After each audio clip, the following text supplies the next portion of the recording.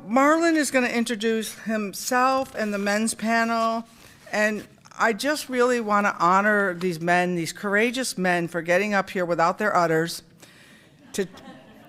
and rudders to share about what it's like to become emotional in a world where men aren't supposed to cry. So thank you.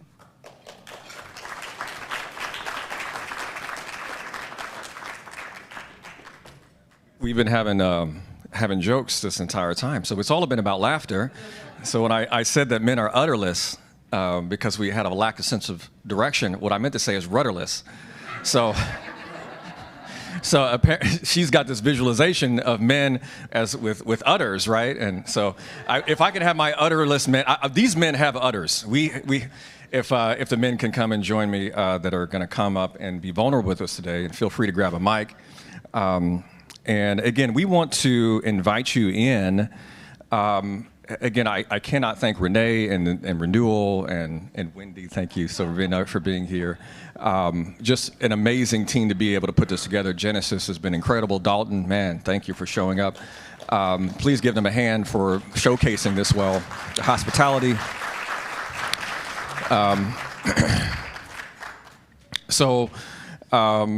If you've been watching the news, if you watch anything on TV or just concerned about the culture, I just felt compelled as a man to feeling like that it feels like men are failing in a lot of areas. And I was like, well, I know some men who have been through a lot of things. And I started reaching out to say, well, who could come on this panel? So I'm so excited to see such a diverse representation of men who are willing to be vulnerable, because we don't see that a lot. And I asked this group of men to say, can we get together and share something more personal and lead by example? So we're going to invite you in to somewhat of a men's kind of group session to kind of talk about things that are on our hearts and our minds. Feel free to laugh, and we're going to get deep and uncomfortable as we need to be. I'm going to allow the energy to take us wherever we need to go. We're going to be setting our intention in that regard. I'm looking at King Jay down there. This gentleman travels all over the country helping inspire men. So grateful for all these men that are being here. So anyways, they'll get to share about themselves. So without further ado, again, I'm just introducing myself for those who don't know me. And I've asked these men to share who they are and also share something vulnerable about themselves. So again, my name is Dr. Marlon Rollins. I am a licensed mental health counselor, a licensed professional counselor. I'm originally from Indiana. I'm the president, chief and operating officer of Renewal Health Group. I'm originally from Indiana. I was actually born in Seattle, Washington, and moved. My father is black and my mother is white, and I had an older sister that we grew up together and we grew up poor, and we were unwanted children because my mother was white, and she showed back up to Indiana with 2 brown kids that wasn't so very popular in Indiana, and they said go back. And then I was born in Seattle after my sister actually was conceived in California, and I lost my sister to suicide, my older sister, 2 years, about 10 years ago. And I made it a personal endeavor to try to do more in the space of addiction and mental health because I saw the pain and suffering. But I had to carry my own wings as well and do work in healing so that I could show up as a leader. And I'm just so grateful to be here. Over to you. Thank you, Marlon. My name is Miguel Rivera. I'm originally from Guatemala. My father was from Guatemala. My mother was from the United States. They were both in the medical field. He was a surgeon. My mother was a nurse. They ran a hospital in the house where I was raised. So I grew up around medical people all my life. I went to work at a hospital when I was 16 years old, trying to figure out if I was going to be a surgeon, and I realized this is not for me. So I became a musician. So I'm a musician, and I also got involved with working post-production for films and television, and then I got introduced to Native American elders in the 1980s, early 1981. So I learned how to not only participate, but I was taught how to run ceremonies. So I've been mentoring at-risk youth, working with veterans and people in recovery for well over 40 years. And so a lot of the stories that I'm going to share with you is how to become a human being in this world and how to create connection, because I think the stories that we all carry have to do with a tremendous amount of alienation and not being connected, and especially not belonging to one culture or another, but trying to figure out how to grow that. So this is what we're going to do here today: share stories in our ventures. So I'm going to pass it to. My name is Kevin Hines, and to go along the same vein here, I have 2 moms and 2 dads. My birth mom, Marcia, was Jamaican, Black, Arawak Indian, Portuguese, Scottish, Irish, English, Sephardic, Jew, and African. And my birth dad, Martino, was half Mexican, half Italian. And I was taken from them because they could not take care of me. And my brother and I nearly died in their care. And I was adopted by Pat and Debbie Hines and grew up to attempt to take my life off the Golden Gate Bridge because of bipolar depression, as some of you know who watched yesterday. And I'm very lucky and blessed that I get to exist, get to be anywhere. And I'm here to share my story of struggling with masculinity. My father was, my adopted father, was a very harsh man. He grew up playing 20 years of semi-pro hockey as the goalie with no mask. And when I would have a hard time and begin to cry rigorously, he would say, "Kevin, why are you crying?" And I would say, "Dad, because I'm sensitive." And he would say, "Well, get unsensitive." And that somehow didn't help. It just made me cry more. I'll move past that, but I'm here to share my story and how I got through all that to be strong in with living with strength and moving forward. John. Thank you. Good morning. And I have to say, as the gay man on the panel, I'm stunned by your ring. If you have a chance, you ought to come see this thing. It's pretty amazing. Oh my God. He's checking it. Stop. You got to show it now. Show it. Show us the ring. You got to see this thing, people. Show and tell. Okay. Zoom in on It's got that. some serious bling on it. So, good morning, all. My name I picked it out. Hey, even better. Now we know. Good morning. My name is John Sobek, and I'm a therapist here in Pasadena, California. I'm a queer man, cis. My pronouns are he, him. And it's really cool being on this panel, being the queer representation, because we live in a world right now where my queerness, my LGBTQIA plus community is being persecuted in ways that have not been persecuted for quite a long time. It's interesting, though, as a community, though, we anticipated this coming because when marriage equality passed just, 8 to 10 years ago, we knew that there's going to be this huge backlash. What we didn't know is they were going to be going after the kids of our community. And it's really painful as a queer man to watch this happening in the world. I recently wrote a book during the pandemic. I think all of us wrote books during the pandemic. Yes, yeah, we did. Everybody. That was the time to sit down. You couldn't do anything else. Write your book. And if you didn't, bless you, because you all went on your own journey in the pandemic. We all did. Yes. But in looking at this book, it's a parent support for kids who are LGBTQIA+. And I really had to look inside myself and see where my place is in the world. And as an educator and an advocate and an activist, I'm sitting here on stages in front of people constantly coming out. And I also find that to become a more and more dangerous position. And it's really fascinating watching some of the vitriol coming back to me in the world.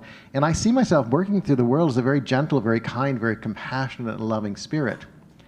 And strangely enough, those very qualities are seen as feminine qualities. And my challenge in this panel is how do we look at those as not feminine or masculine qualities, but actually powerful qualities that all of us can share? Yeah. That's right. I got applause from the bling. That's right. For the bling.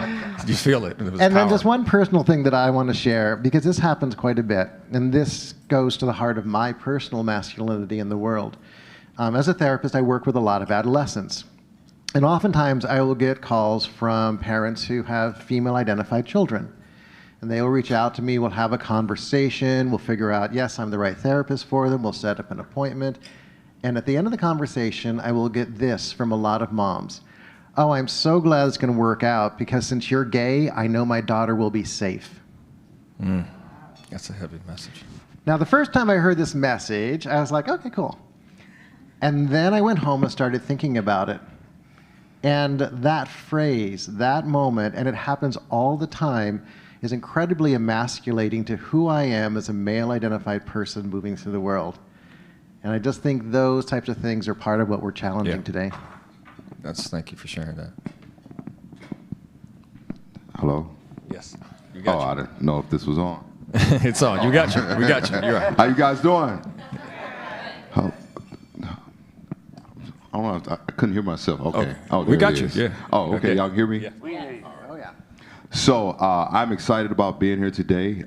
Thank you, Marlon, for allowing me to be here. I have such a unique, beautiful story.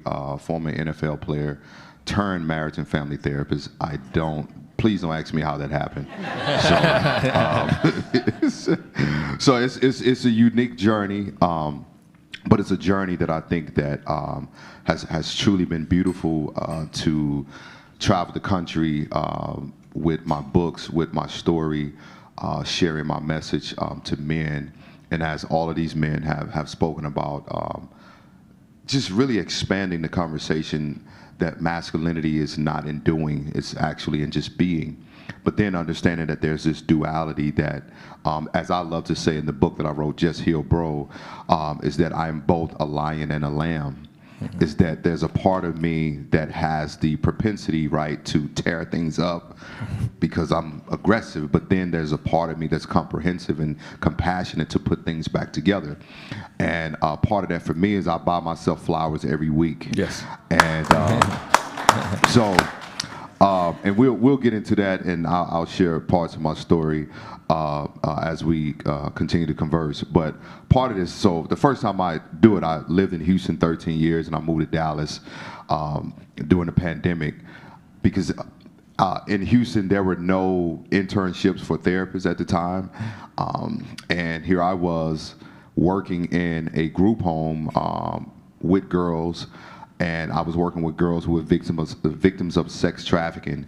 And it was unique because my business partner and best friend is 6'3", 6'4", 280 pounds, 10 years in the NFL. And then there's me, and we're like, we work with kids. And they're like, you do what? So we go into this program, and at the time, again, this space, as much as I have advanced when these conversations and working in this mental health space, it was different because no one had seen a black man like myself and like my friend that were talking about mental health. And my career ended 17 years ago. I was about 25, 26. So, and working with teenagers kept me close to the game, but also kept me close to my heart posture of what happened to me as a teenager.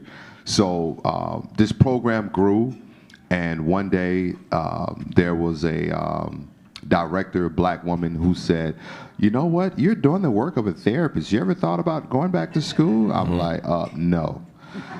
I was like, I'm 33 years old, like, I'm not going back to school.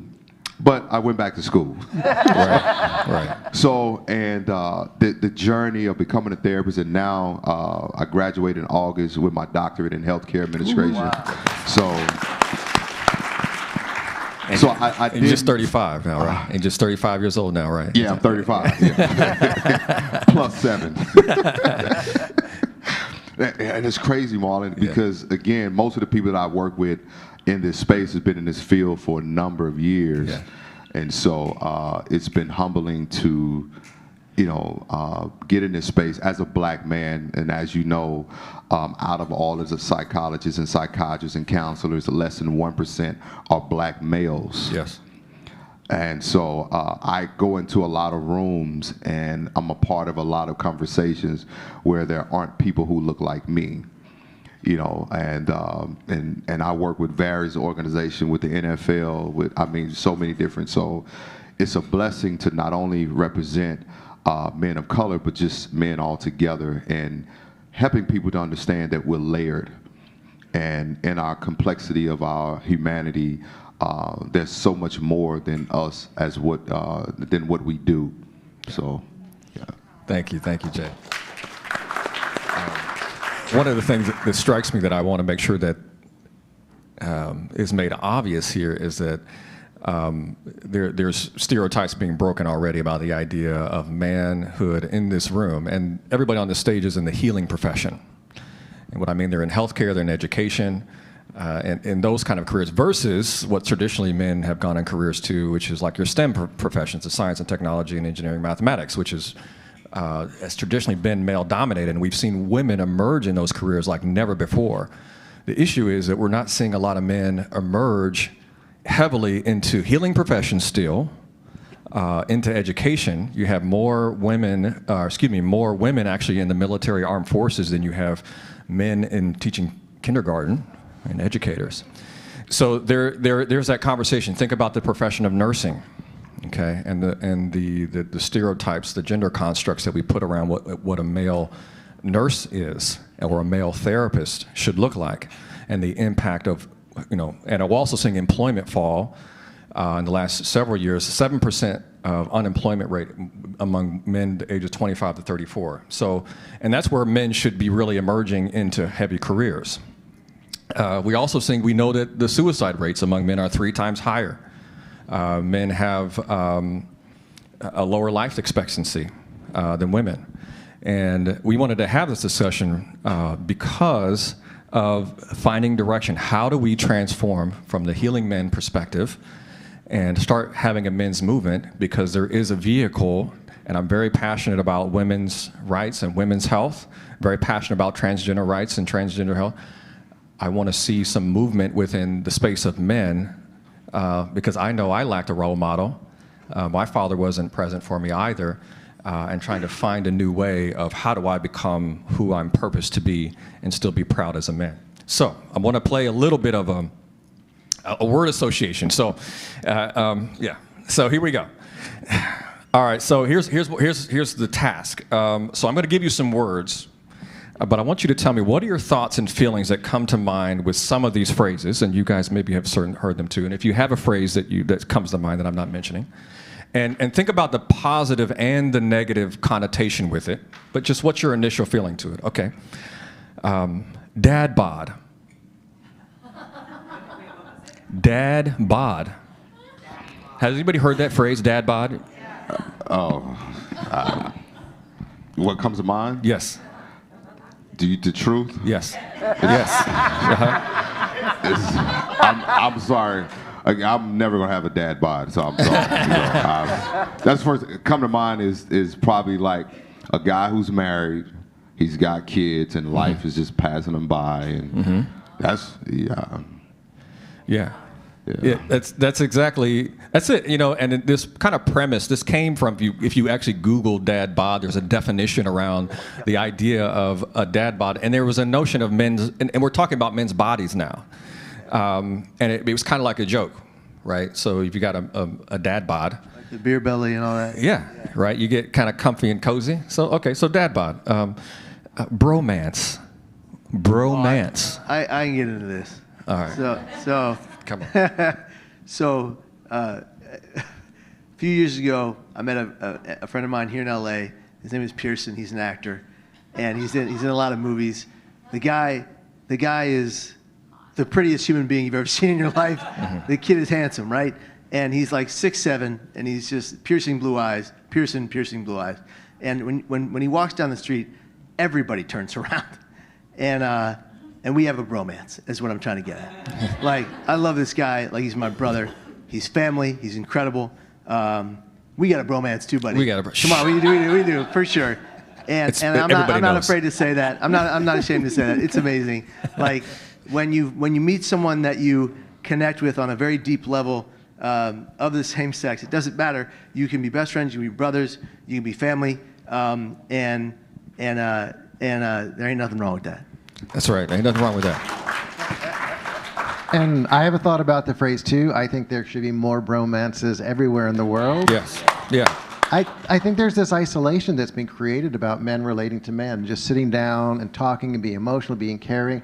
I am one of those touchy people, and I've just met you and I've already done this a couple of times. Right. I've admired your jewelry, but this idea that this isolation that we have as males, that we're not allowed to be comfortable with each other, to let down that kind of machismo, that lifted chest energy, but instead just be real with each other, interact with each other, touch and care for each other. It's really fascinating because there's a whole piece of we were talking about this last night a little bit, about how we here in the States think that our way of being is the way of being, and it's the only way of being. But I encourage all of my adolescents to travel if they have the opportunity. And one of the reasons why is if you travel the world, people interact with each other differently.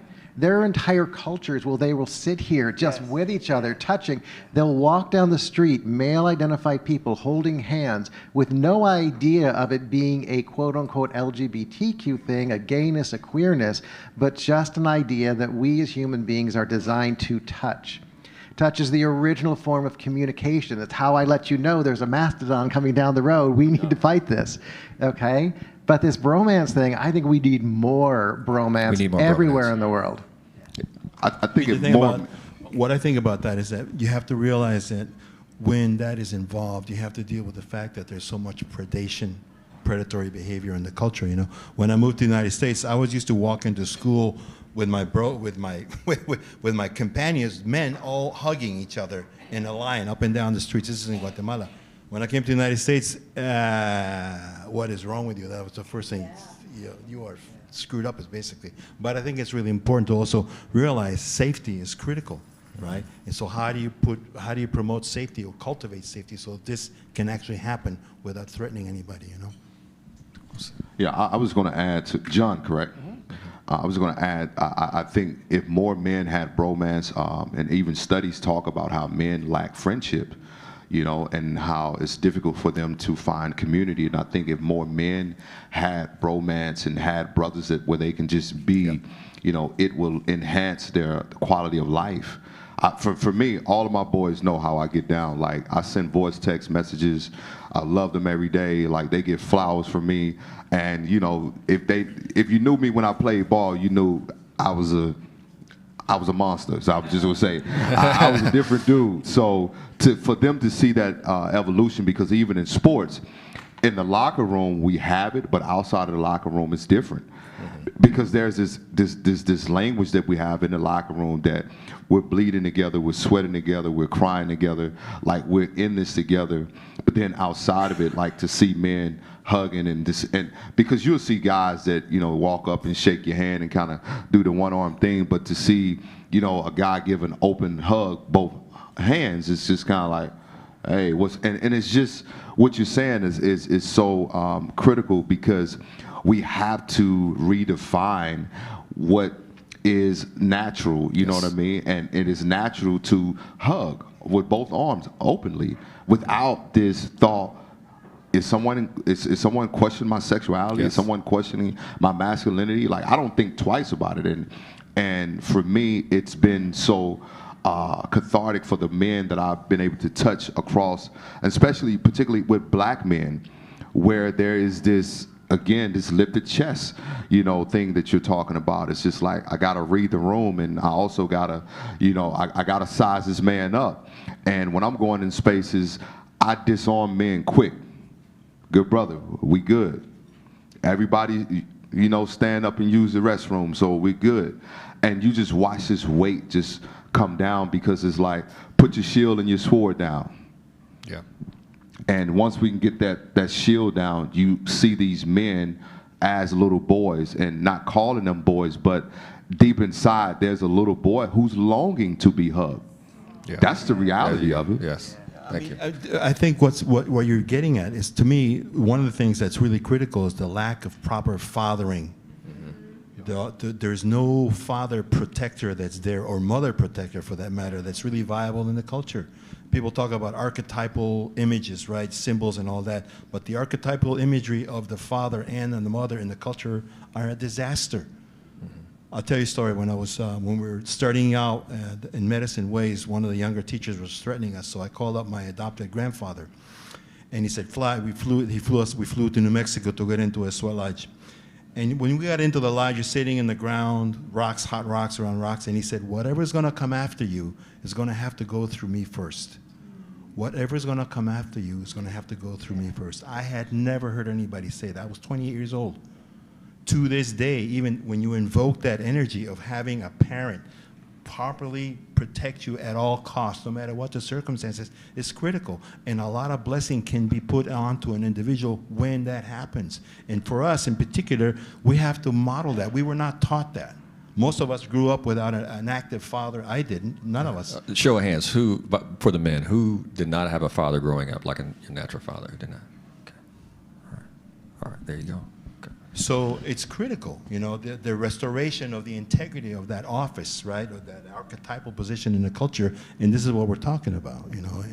Well, and you were also talking about the shielding, and it's really fascinating how most men in the world are taught to hug. And I'm just going to, can you demo with me? Just stand up a second. This is great. So, You put my tea down. okay. Because I need both arms. This is great. Y'all take pictures, lots of So pictures. most men, when we walk through a very heteronormative world, do this kind of hug. Yeah, right. What do we have between us? We have a shield that says we're not actually connecting heart to heart. Yeah. Then the other version of this, to get rid of the embarrassment, is the hug that's got the... Yeah, we got to pat it off. Now, here's Pat it the off. thing I want to tell you. If you become Yeah. if you become aware of this particular hug, you're going to notice a really weird thing. Almost every time it's 3 pats. Oh, yeah. Okay? It's a thing to think about because it's really challenging for men to just be able to do this.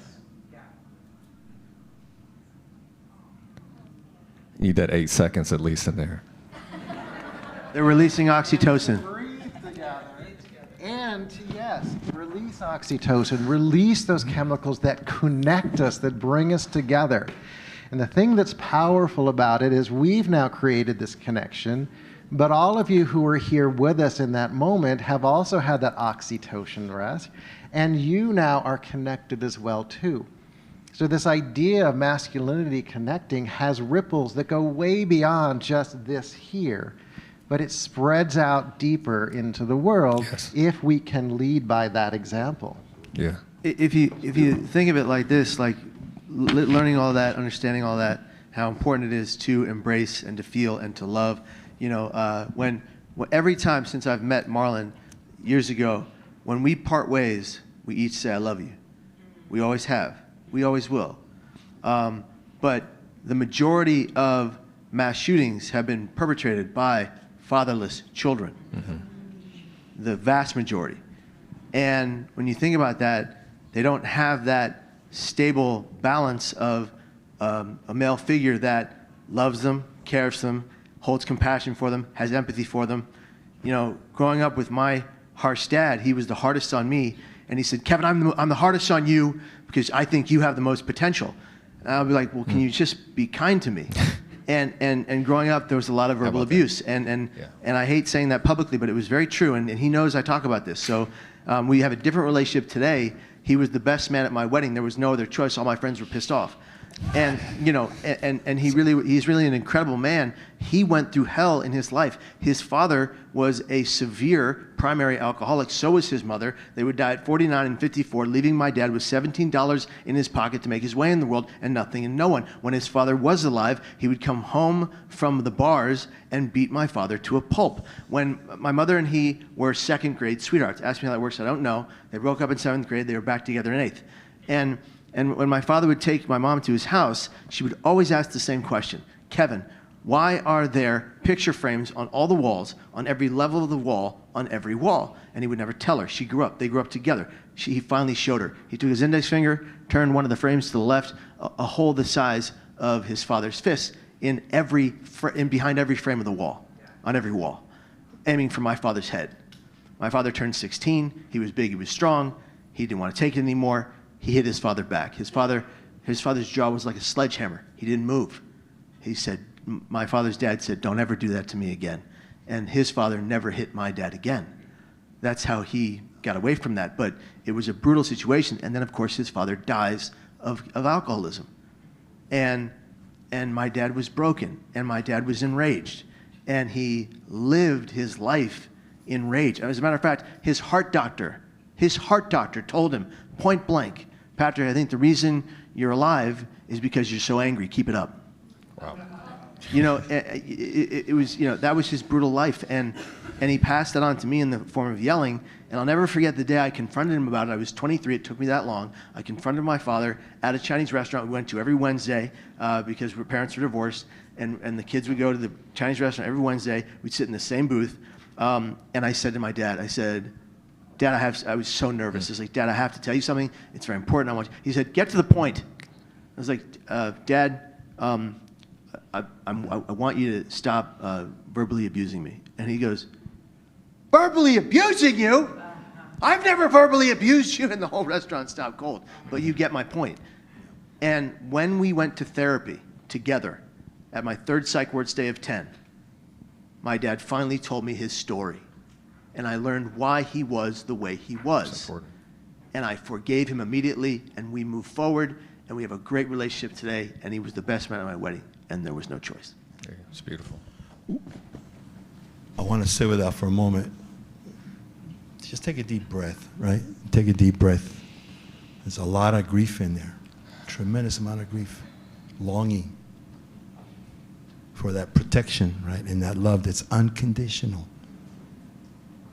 In our culture, we have substituted wounding for tempering, right? Substituted wounding for tempering. And so we think that that is the appropriate thing because the lack of proper rituals of connection, of relationship, they don't exist. So we substitute that. We say, oh, a car accident, a suicide, it's an initiation. It's not. It's a toxic mimic of something that should be provided by the structures of the culture. So you're looking at basically a semantic lack or a lack of proper connection to essence in some form. You know, a friend of mine wrote a poem that said this: roots tell us through the flowers what the earth is like on the inside. So all of us have a direct connection to source without any intermediary whatsoever. And it's really important to know that. And how the structures of the culture don't provide that for us because there are so many conditions. Right? So it's really important for us to feel, in a way, how to go directly to source in community. We have to redefine the value of community right now with us here, without any, throw out all the stories that have led us to this place. Yeah. And we have to let go of those things. And to me, so I'm feeling it, you know. Yeah. So I don't know if we should sing now or. I mean, we do have a song. We got a song. No, not sure. No, not like that. That's a bad key. We're gonna do better. I want to give. I think it's clear that we need to have more bromance and allow that because it can be said jokingly too, like, "Oh, it's a bromance," and be made fun of. Like I hit Jay in the DMs. I'm just gonna say I hit Jay up in the DM, and I thought about it. I was like, I'm hitting this brother up in the DM. And he messaged me back, and he's like, "What's up, King?" And I'm like, "What's up, King?" And we started this conversation because I just was inspired by who I saw and what he was representing, and that's how I connected with him. And he's sitting here today because we had a conversation about that. But I was like, I had to get comfortable with connecting with a brother that I admired, who I felt could show up present today. So thank you for being here. And same thing for Kevin. Like, you have to start a relationship and be okay with that. Because sometimes males, we're in competition with each other because we get taught to be that way, as opposed to supporting each other and being compassionate. So I make a point to celebrate brothers. I'm gonna give you some more words.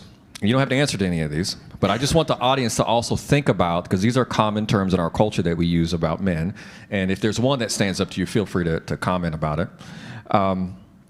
So the other one, girl dad, stay-at-home dad, male fragility, metrosexual, hobosexual, mansplaining. Oh wait, I gotta stall. I gotta hold on. Back. My man. My man right here. He's like hobo. Okay, she's like a hobo. What's a hobosexual? So you can Google it, but a hobosexual is a term related to a male that's basically living off of his parents or a woman. you're a hobosexual. You're not going anywhere. You're living off a woman. Notice the connotation of sexuality that coincides with that. Typically a man in, early 20s up to late 30s. Yeah. You just saw it? It's a thing. It's a thing. Toxic masculinity. Who's heard that? Like, that's the new word. Right? Wait, I see some reactions to that. Tell me when I say tired of that word. Okay, We're tired of that word. Tell me, mansplaining. We'll come back to mansplaining. Somebody told me I was mansplaining one time, and I was hurt inside. I was hurt inside. Chris. I was hurt. Wait, let me just process it a little bit, because I'm going to just give this one. Because I felt like when somebody told me I was mansplaining, I thought I was like caring. And it said, would you please stop mansplaining? And because because I wanted to be a caretaker, I thought that my explanation was showing care, and it was kind of hurt. I had to like stop and go like, well, it made me feel some kind of way, because I don't want to be the I didn't want to have that label over me, right? So that was just my own experience, because these words get tossed out, right, to men. So you had another word that hit you. What was the word? I didn't. Toxic masculinity. Tell me about that. Break it down, King. I'm not going to get too deep in this, but it is a word that I am exhausted from hearing. Okay. Exhausted from hearing. Let me see, because I'm reading the room. Yeah, it's okay. For my white counterparts, reading the room in the black culture, colloquialism is just kind of like you're kind of feeling the energy before you make a statement. So just kind of giving that disclaimer. Go ahead. So I think for me, when you hear toxic masculinity, right, you think about, because then again, do you talk about toxic femininity? Yeah. You know what I mean? And Yeah. so I think what happens is when you have a label or a definition, right, that sort of, it doesn't really provide a broad context to a term, that it causes confusion for a lot of men. And so, and I'll be honest with you, Marlon, you know this, right? And especially in this space. I mean, it's not a lot of black men so in this space. So you hear the word toxic, immediately you think that who you are as a man is just toxic as a being. Yeah. But really the undergirding of this is really how we have been socialized from society as men, right? Not being able to cry, not being able to be vulnerable, and not being able to show this sensitive side, this caring side when you have cared. And I can be honest with you, ladies, a lot of times for most men, our experiences of who we are as men have come at the expense of some women, meaning that I've heard some women say, I don't want him crying to me. I don't want to hear his problems. Yeah. So immediately now you begin to look at yourself like, well, do I even have a space? And so now you have this term toxic masculinity, that's being talked about everywhere. Men are battling, with their masculinity. And so now it's like, well, I was told not to cry. Now I want to cry, but I'm afraid to cry because how am I going to be defined? Ooh, how am I going to be viewed? So I just think, and it's layered, and I know we don't even have enough time to really go into the depths of it, but it's truly layered. Yes, let's go there a little bit. Well, Go ahead. No, but I think it's endemic in the culture. We were talking about this last night, and it's really, you realize that humans, right? We're humans first. Men and women and everything in between second, then come all the ethnic and socioeconomic brackets. As humans, we are prone, all of us are prone to certain things, and we have forgotten how to be beings, period. Mm-hmm. So in that sense, how we treat each other, we lie, we cheat, we steal, we kill, we make art, we cook, we make really great things. Let's remember how to be human beings in a larger community of beings. I know it sounds really simple, but it's not. It's very complicated, and you have basically a lack, again, going back to the archetypal energies that guide the culture. Mother archetype energy, blessing, putting blessing on everything. Father energy, putting blessing on everything, and then it radiates into other things. And that's really, and you look at the structures of the culture, and I'm gonna go out on a limb here, but The religious institutions are for shit, most of them, because they're not accountable with the tenets that they practice and they believe in, because it creates this kind of craziness. Nobody's accountable to anything, for anybody, for anything. So we find ourselves in this place where everything is toxic because we don't know how to be human beings, period. You know? So it's really... There was a period during my greatest height of depression and lethal emotional pain and an immense suicidal crisis that lasted a very long time, that I forced myself to stop crying for 2 years. I did not shed a tear for 2 years. Every time I would feel the pressure that the tears were coming, I would force them back down. And in that forcing them back down, my greatest technique, which was awful, which I talked about yesterday, was silencing my pain. Every time I had a hallucination, I kept it to myself. Every time I saw demons, I kept it to myself. Every time I had a physical hallucination, which some people don't know is real, when you have a hallucination that you feel someone actually attacking you physically and hurting you physically, and it can only be seen or felt by you. Nobody knows this. No, if you were there in the room, you wouldn't see it, you wouldn't hear it, you wouldn't feel it. I kept it to myself, and I buried all of it. And it led me down this pipeline of abusing myself. Mm-hmm.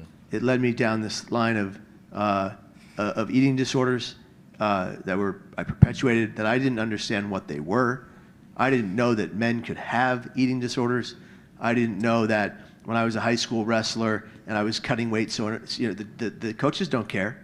They don't have any clue that almost the entirety of their team has severe eating disorders. And my mom was a nurse, and she'd be like, "Kevin, I don't want you to wrestle." And I couldn't understand why she hated it so much. And I became a champion wrestler. I was the king of the crop. But at what sacrifice? I sacrificed my body, I sacrificed my health. In doing so, I sacrificed my mind. And I was telling someone yesterday, I would be in tournaments, and you're talking about an audience of people all around you watching those matches on the mat. I would go to the garbage can in the middle of all of that and just vomit and purge, and I would be binging throughout the day, and I would go back to my mom and tell her, "Oh, I just have the flu." That's how I rationalize it to myself. I just have the flu, and it's just, it's a recurring flu, you know. And everybody around me, I think, knew what was going on, but me. And it wasn't until I grew up and understood that a relationship with food is very important, and to have a good relationship with food is very difficult for a lot of men who are shown. Look at every superhero movie in the world, the 8-pack, the striding muscles, like all that. I used to strive for that, and you know, it nearly ruined me. And so being able to be free in my body and know who I am, know that I'm loved, know that I'm important, know that I'm valued, know that I matter, and that whether I have a dad bod or not, you know, for other people, right, doesn't matter as long as I can find hope, healing, and happiness with the people I love. Yeah, well said. Thank you. You have to be fully emotional. Men have to be allowed to be fully emotional in all spaces and not lose their manhood when they do it. There's this time, I'm going to let you talk too, John, because I want you to have a point here on this. But male sadness. And the best way I can compare it is when we talk, as females have found a place to be aggressive. So let's talk about emotional congruence just quickly, this is by example. So when you're happy, you show happiness, right? And when you're angry, you're allowed to show anger. And men are really good at, if we're happy, we can be happy. There was actually this kind of theme around Black Boy Joy that came out for a while. Like, you can be happy, you can be angry. Actually, it's acceptable to be angry. But sadness over here, that emotion for a man, where do you show up? Chief Barton, who was here just a few days ago, he talked about how one of the firefighters, after seeing like a horrific scene of dismemberment, and one of the firefighters came back and just bawled and cried after seeing this horrific scene, and everybody else on the squadron laughed at him to embarrassment. Laughed, and he just came and told the story about that. And another guy who saw a small child with like a traumatic situation, nobody said anything to him, but nobody supported him because they were too afraid they was going to beat him up.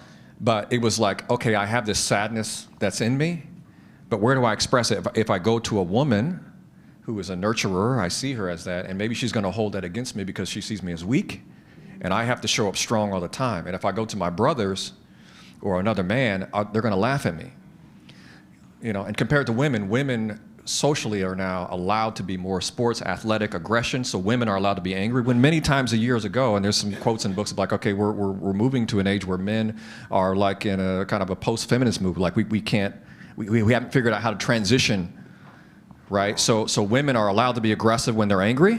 Women can be sad when they're sad. They can be loving. They can be sensual with each other, and they can be happy, right? That dynamic is starting to fool men. That element of vulnerability, we haven't found a place yet, and if we go to the woman, we struggle with it. If we go to our brothers or other men, I'm not sure how you're gonna look at me. Are you gonna question me as gay? Or if my sexuality is a question, and we need to talk about that, right? Or I'm gonna be weak. Or we heard the phrase, man up, stop being a little bitch, stop being a sissy. I mean, who's heard those phrases? Okay? Because you're emotional. Like, what does that have to do? Right? I'm a human being with emotions. Right? Can I not have sadness when I have death in my family and I see this sadness and this happens? Where do I show up for that? Do you have to stop crying for 2 years? It turns into eating disorders. It turns into addiction. I lost my father. I lost my sister. Where do I show up for that? You got this short window. Suck it up. Get back to work. Go. John. So I'm kind of flooding right now. Yeah, like I hit him. I saw it, the flooding. So as the gay man. Okay. Or at least the openly gay man on Openly this panel. there you go. That's right. Qualify it. I will own all moments here. I promised you I would cry. It's what I do. It's what I do. Yes. It's really challenging to hear some of these phrases thrown about because, yeah, I've been called a sissy. Yeah, I've been called a girl. I've been called feminine. I've been called all of these things. And it's been part of my journey of growth as a gay man to realize that I can be a man who loves another man, and I am none of those things. And give applause, please. And I can be all of those things. Mm-hmm. When you're really young, on a playground, a word that you hear is faggot, thrown about all the time.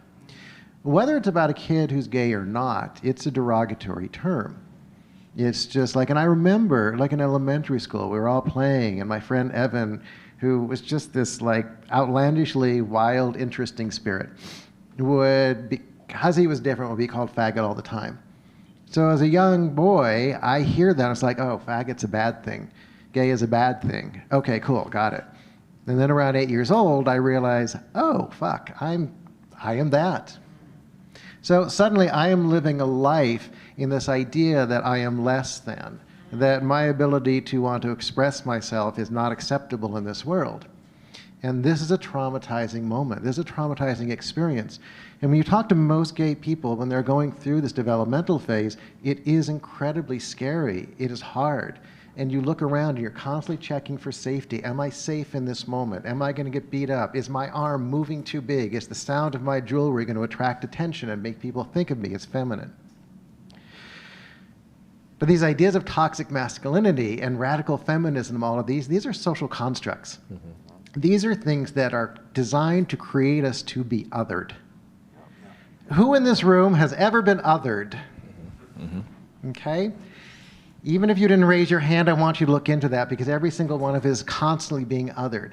And the thing is, there is power in being othered by people who want us to live in fear. And if there is always going to be a them and an us, then we are never going to be able to move through this all together. And this is a really important thing for me. As a gay man, if I tell you I'm gay, probably your first definition is, oh, he's someone who sleeps with men. Just be honest with it, own it, it's probably true. But I have gone through a process of really having to step inside myself and see who I want to be in this world. I didn't just walk along the path of I'm going to meet a girl and I'm going to get married and we're going to have children and live in a white picket fence and become the CEO of a major corporation. I didn't have that path in my vision. I had to pause in my life and go inside. There's this thing we call gay essentialism. And it is this idea that as queer people, we go inside and we have to examine who we are and how we're going to walk through the world. And we make decisions about that. And to me, that is the essence of what we can bring into this story. And what if we invited not just every man in this world, but every person in this world to pause in their lives, to look inside and decide the essence of who they are and what they want to be in the world and what they want to bring to the world. Well said. Thank you. Thank you. Jay? John, I love you, man. You're amazing, dude. I love you, man. When I first started interning, I worked with a lot of teens who were coming out and who were, I wouldn't necessarily say that they were in an identity crisis, more so they were challenged in the environment of discovering their identity, if that makes sense. And the beauty about that is providing this space, because parents brought their kids to me because they liked the sports background. Like, oh my God, this guy. And then, and I went to practice like this. During my intern phase, I had this white supervisor who was amazing. And he wore this cardigan sweater, and I just said, that's not gonna be me, good brother. I gotta be me. So I would show up at my practice with some dope kicks on, and this is me. At 41 years old, I can't be nobody else. I gotta be me. But what I learned to what John is saying is that how you show up in the world is really associated with how you are willing to be free from how people view you. Not see you, but view you. Because sometimes people can have a view of you, but they don't really see you. Because to really see someone, that takes a pause to look within. And I remember working with several kids that were wanting to come out. And what I'll tell you is I love John because no one talks about internalized homophobia. It's a heavy thing and the truth of the matter is coming out for them is a daily process, the same as healing. Every day you have to choose to be free from your past. You know what I mean? And I tell therapists and clinicians that you can only take people as deep as you've gone yourself. There you go. There you go. You can clap to that and tweet it later. There you go. Thank you. We'll tag you. Because what happened is, until I am free, I don't know what freedom looks like. And so many times walking people on their journey means that you have to take your own individual journey daily. And so I love what you said, man, because when you are being who you are in this world and choosing how you're wanting to show up, that's where the true freedom is. It's not in how you show up at work based on how you want your coworkers and your colleagues to view you. It's how you're choosing to be. And I think that's where the liberation is for all of us. And if we can begin to take that journey internally, because gay or straight, whatever you identify as, I always ask people, how are you living? What is life like for you? Are you privately successful? So we live in a world where publicly we want to be successful, but I'm always concerned, what are you privately? And as I said on many platforms, I'd rather be a private success than a public success and a private failure. I don't want to just show up publicly, but privately, I want to be able to embrace who I am altogether. And if we can do more of that, we wouldn't look at people based on what their decisions are on how they choose. We're looking at people on how they're showing up for themselves. When I walk into a room, I never think, now I'm conscious that I'm a black man and I'm a former athlete, and trust me, I've been in rooms where people are just kind of like athlete, and let me be honest, people don't think athletes are very intelligent and smart. They do not. When I was in grad school, I was the only black in a 72 student cohort. And so, yeah, wow. And imagine a 2-hour supervision, and they're talking about treating blacks, and it's just kind of like, you know, mostly whites. And for the moment, I never allowed my blackness to make me feel that I didn't belong in the room. Because I knew showing up is that it didn't matter what my color was, it mattered what this could do. Yeah.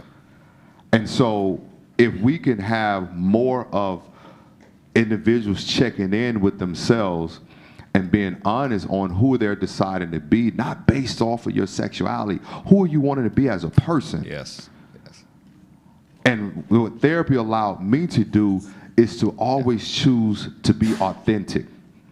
And I feel that there is a love that you can experience in your authenticity that allows you to show up as your true self. So when you show up as your true self, I can embrace who you are in your true self and who you are in your true self. And it's not, there's this label, oh, he's black, he's white, he's gay, he's this, he's that. No, he's a human. He's a human being. Like, I'm a son of a pastor, and I grew up in church where you didn't do therapy. You came down to the altar and you prayed about it. But as a kid, I said, Mama, some of these people at the altar every Sunday, what's going on? And you stay there long enough. Because in my mind, I'm like, you went down last Sunday, you ought to be free. You ought to be good by now, right? How many times? And what I realized is that these individuals, as I got older, was just anesthetizing and using church as a narcotic. Because it was a way that I can place it on God, and I didn't have to take the responsibility of myself. Yes. Ooh. And that's a whole nother topic, but you know, Don't worry. We got a whole conference coming off of this one. I'm telling you right now. It made me think that you show up for what we've done. At least we're in service to life when you think about it. And if you show up with whatever needs to be done without any expectations, right? To me, that's really important. And it's in my life's purpose is to understand that I'm in service to life. It's not about being rich. It's not about being human. It's not about being famous. But it's about being what is the duty? What does it require? What are our obligations as humans to this place and to this place that we live in? And to me, as we remember that, everything will line up because that's the priority. Yeah. Well, I think there's also a piece of this puzzle too, because we're talking about masculinity and manhood today, and like, one of the reasons why I am just a crier is because I am willing to stand with my pain. Mm-hmm. I have worked through it. I have experienced it. I have faced 83% of it. That's very specific. I know there's going to be more. I'm 17%. human. There better be more. What about the 17%? I still got time to look at that. But the thing he's is, a student in life, right? That's It's a service, yeah. But it's also not about being afraid of it. It's about being able to actually sit with it. I mean, I'm sharing with you some very vulnerable things, but my feet are deep in the earth. My breath is full. I'm willing to bring it with me as a partner in this journey and not bury it. And I think that's a piece of masculinity that we need to maybe explore and open up as something that can be a reality. Most men are taught you need to hide that pain. You need to bury that pain. I invite you to look at the pain, become friends with the pain, and know that it can be a guide in your life and not something to be afraid of. That's crucial. I was talking yesterday about holding gratitude inside your pain. If you can be grateful inside your pain, you can be resilient from it, and thus you can survive it. When I was a young man in high school, I had a really hard time, both in grade school, high school, and college, because of being very mixed race. Nobody accepted me, and I mean this literally. I walked into my high school the first day during lunch, and there are tables separating throughout the cafeteria, and what people naturally did in that high school was they didn't know they were doing it, but they naturally segregated themselves to tables. There was the obviously Filipino table. There was the Chinese and Korean table. I'm very serious here. There was the black table. There was the white table. There was the misfit nerd and geek table, and there was kind of like basically a Middle Eastern table. And that's what made up the cafeteria. And I was like, where the fuck do I sit? I'm like, just get I'm like appetizers part at of each all one, this. Kevin. It's And I little went, plates, and small I went. plates. I was like, okay, start from right and go Who's left. going to take you in? So I went to the Filipino table, and they were like, get out of here. And I went to the next table, and they were like, I went to the black table, like, you're not black enough. I went to the white table, like, hell no. I went to the Middle Eastern table, like, what are you doing here? And I went to the misfit table with all the nerds and geeks, and they were like, come on, buddy, sit down. And that's where I found myself and made my initial friends. And then when I actually had made a friend group there, my identity was severed because there were several people in that circle that were like, they would just continuously talk about my race and not about me. Yeah. And they would look at me and be like, well, you're all these things, so you're nothing. And it was an awful feeling, and it was brutal. And it made me feel, that was the first time I think I felt completely worthless and useless. And really it had that and the extreme bullying in grade school because what happened in grade school was the 8th graders would take me as a 4th grader, hold my head down, and I'd swing to try to get away, and they would call me Little Red N-word every day because I was part black. And the 8th graders would take me, and one kid, Mike Ramirez, would get behind me, kneel down, and Tony Ribera would get in front of me, and he'd shove me over Mike, and I'd fall, and I'd crack my head open on the concrete. And then I'd go complain to a teacher, and she wouldn't help me. She would say, Kevin, your shirt's untucked, in front of these other kids who were white, and their shirts were untucked, but she would only target me. Yeah. Your shirt's untucked, Kevin. You have detention. They got to go away. It was vicious.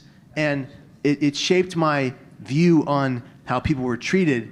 And I'd go home, and the only thing that saved me every day was that my mom, Debbie, who is the most optimistic woman on the face of the planet, my mom, Debbie, would send me to school with lunch bags with little sticky notes inside that literally said, Kevin, you're worthy, you're loved, we love you, we need you, you're meant to be here.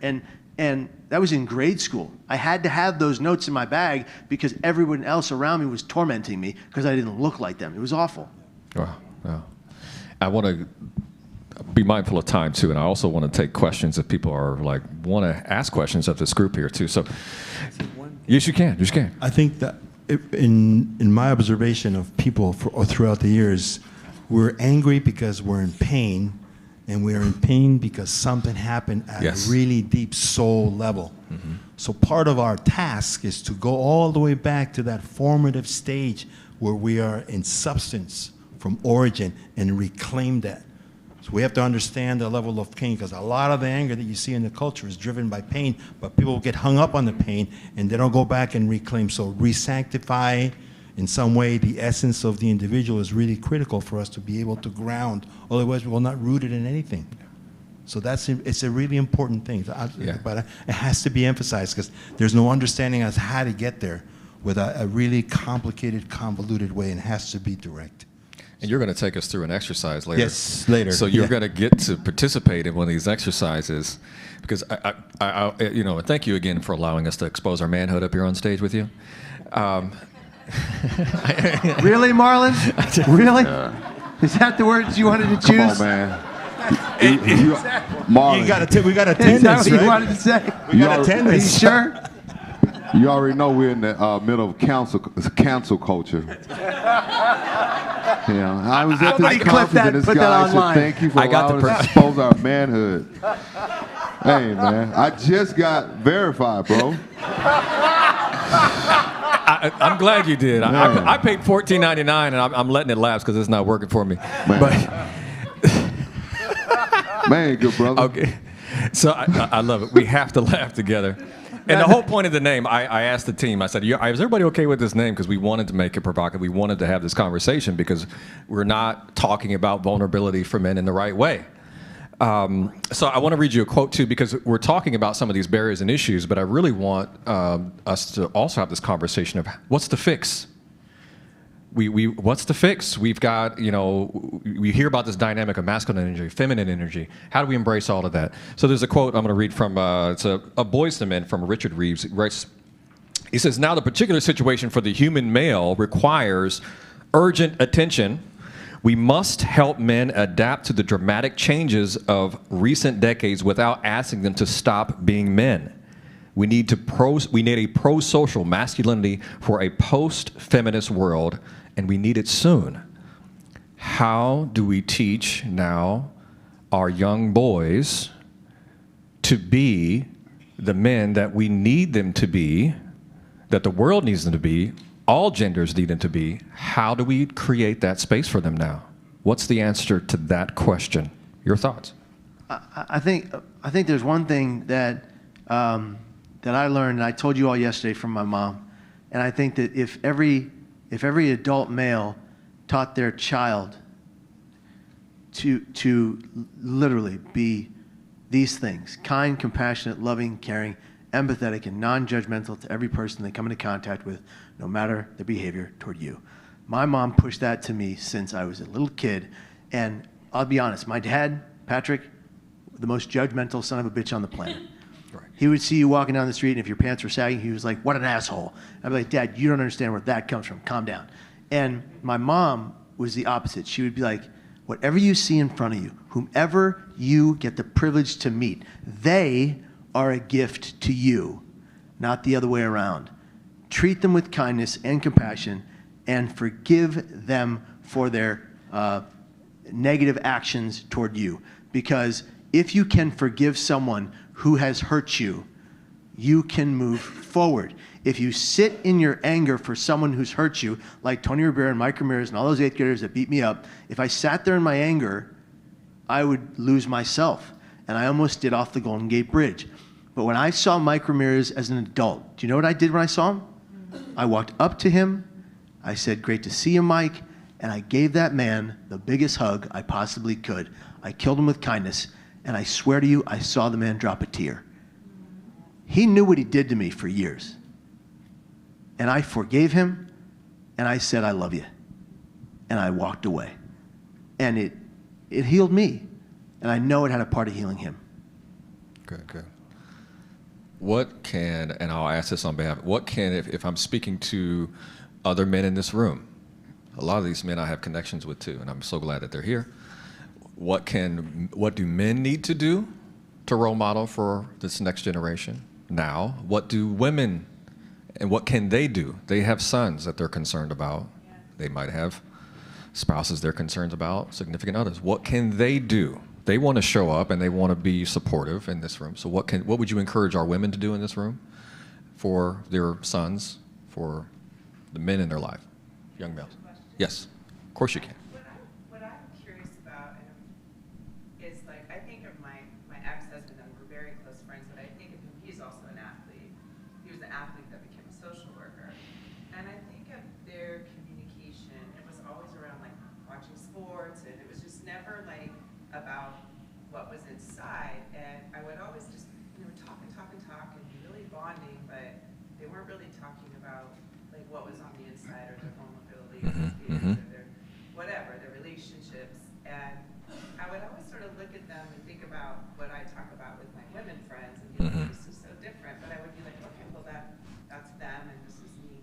But I would always sort of be thinking, like, what's under the hood there? And I just never knew, like, how, like, if it's something that they're just, like, blocked from, that they don't have access to, like when you said, you rationalize the purging as just, oh, you have flu, or is it like that? Is it like, do you feel like it's because men are just detached from what's underneath, or is it just that they're blocking it? I just wanted to know what you guys think. You have to find alternate pathways. So what I do is I discovered poetry. We are not, a lot of us are not wired to express what we feel. And there is a difference between feeling and emotion, for the technical aspect of this. Feeling is biological, emotion is biology and biography, right? To put it in a very simple terms. So you have to figure out how to get back, how to wire yourself out to express, and sometimes the language is modeled by other people. So poetry is a great way, music is another way. Finding an intermediary art is a great way to open up ways of communication that bypass the trappings of the mind, because the mind is a terrible thing. And as a culture, we prioritize the mind over the heart. Most Native people look at this culture, Western-based culture, and they say they're the reverse culture because they put the mind in front of the heart. So you have to figure out what the voice of the heart is, what is the voice of the bones, and then go from there and rearrange your semantic structure to get technical. So expression is key. Can you repeat that again? The feeling in the. Yeah, I'm gonna take notes. Yeah. The feeling is biology. Emotion is biology and biography. So your biology, being your essence, the core of your being, gets compromised by particular events in your life. From the point of conception, we were talking about this earlier. Most people, and because of the nature of the work that I do, conception is really critical. What happened when we were conceived? What happened when we were in utero? So much of that. Are we wanted here? So you got to go back to that place. So that's the original biology. If biographical events compromise the biology, and so that becomes the story, the scripts that so you have to go uncouple, slowly titrate yourself all the way back to a core level so you actually know that you are a holy person, loved, and you belong here, right? In a very simple way. And jumping on that, I mean, we as therapists in the room know that we are really diving deep into such a strong understanding of trauma. And I know it's a popular, let's call it buzzword right now, but what we are finding is that there is so much trauma that's never been addressed in almost all of our lives. And the thing that you were sharing about, not knowing your dad's story until later on, but do we know his dad's story? Do we know his dad's story? And understanding, I mean, we know that there is intergenerational trauma being passed on. Right. We're also living a world filled with cultural trauma that has not been addressed at all, too. And all of these layers are put into place that are shutting us down and creating space for marginalized voices to be heard. So for me, it is about taking that pathway back, using whatever means, from poetry to breathing to mindfulness to just sitting in a room together and sharing openly and talking. We were all about cooking last night.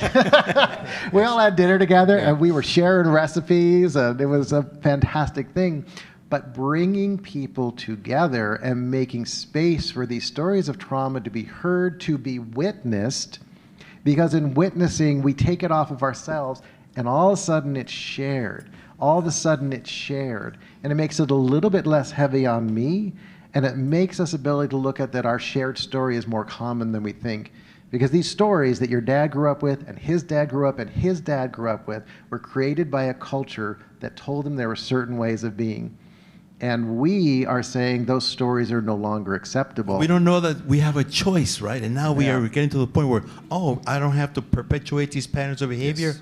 Right, okay, cool, let's go. Let's go that way. And I'll say this, I was in private practice for like almost 3 years. And what I realized, and especially post-pandemic, I realized I was like, man, with my personality, with my level of creativity, I'm just like, it has to be something more. And what I feel that the response, the answer, solution, the call to action is most definitely in programming. Men have to see it. I mean, think about it from a sports perspective, like, if Dr. J never jumps from the free throw line, Michael Jordan never attempts. Yeah. You know what I mean? And so it's that visualization for men as well. Mm-hmm. So what I did was I wrote a book titled Just Heal Bro in 2021, and I got a phone call from a manager here in LA, reached out to me, and we turned it into a tour. We've done 20 cities. It's titled Just Heal Bro Tour. And we average 200 to 300 men that show up at these tours. And we take them through this process. It's myself. I have a psychologist. I have Lamont Rucker, who's an actor. And I mean, it's 3 hours where these guys get to open up and get to share space. Then me, with my expansive thinking, I said, all right, I want to do more. I've always been in like television and film with the things that I did post-football. So I turned around and partnered with Shoe Palace, and I just executive produced a series titled Walk a Mile in My Shoes. And it's a mental health series where I am bringing the audience in, and we're taking a walk into the shoes of others. And I've always saw myself, before I became a therapist, I always thought I was Black Dr. Phil. believe it or not, when I played ball, every guy wanted to talk to me. I knew all the guys' secret. They would be like, coach would be like, hey, you got some problems, go talk to Jay. and guys would come over to my place and I would cook. And we just sit there and what we would just chop it up. And guys would leave like, man, bro, I feel lighter. And again, I had no idea that was, the work of a therapist or doing this clinical space. But it starts with programming. Men have to see it. I'm part of a new series that airs May 2nd. It's titled Recipe for Change. And it's 5 black men that are sitting around the table eating food. And I think it's going to be life-changing because we're crying, and it's diverse. You got a gay black man, you got 2 athletes, myself, Bubba Wallace, you got an activist, you got a chef, and boys have to see it. And what I'm noticing, Marlon, is it is blowing up on Instagram where men are like, bro, thank you for allowing us to see this. Yes. Because as clinicians, let's be honest, everybody's not going to therapy. And what I tell people, the shows that I'm a part of and that I'm creating and the tour, it creates healing spaces and it can be therapeutic. Is it therapy? No. But it can also be encouraging for somebody to take that journey and to become more open and say, hey, I want to start diving deep into really taking my own journey to look in my family history. Because when I was in grad school, for me, I was in school because I wanted to find out more about myself. It was never to be a celebrity therapist. It was never to be who I become, any of those things. It was like, yo, I need help. And I feel like this program is going to help me. So I think that's where it starts. Yes. Because what we're doing should be televised. What we're doing as men should be seen. So men who would never enter to the space can actually see it. It's a way of rewiring, and it's teaching. You're actually what they call neuromyelination, right? Or neurogenesis comes by modeling this kind of behavior. No, that's so good. And please give Jay a hand for all the stuff he's doing. This is why I sent him the DM. Okay, what's your handle for Instagram? People trying to follow. It is King J Barnett, one word, and King. The show is Recipe for Change. It airs May 2nd, and then Walk a Mile in My Shoes airs May 3rd. So the month of May, we have a lot of visualization, and where we came here to LA, and I tapped in and I pushed people to go deep in these interviews. So it's clinical, it's spiritual. It's healing. I mean, it's so many different things, and I'm working with men and women from all walks of life, all different, just backgrounds. So it's beautiful. Yeah. And I'll tell you, John, I had a guy on there. His episode is going to be so powerful. He's an actor here. He's on several shows. A black guy. He's gay, and he comes out and talks about his experience on being a black man and being gay, and to create space for him. And the guy says, from you, he said, I've never had this type of experience from a heterosexual man. Yeah. He said, I've never been embraced in this way. That's beautiful. And the world needs to see that. They need to see it. They need to see it. Because it disarms everything that we go into these fears. These fears. Yeah. So I'm excited about all of this stuff. And I got to tell you, again, so I want to encourage you, because I know they're getting me short on time. The importance of expression is really, really key. We have to find spaces where all of us can express our real emotions and not be judged by it. So I encourage you that if you're wanting to help your young men, boys, allow them to express who they are. These ideas like if you're not a man, if you cry, if you can't have a job, those things are painful. So allow places to express. Now, the other thing is therapy is not always the thing. That we have this construct also believing that every culture needs to be in therapy.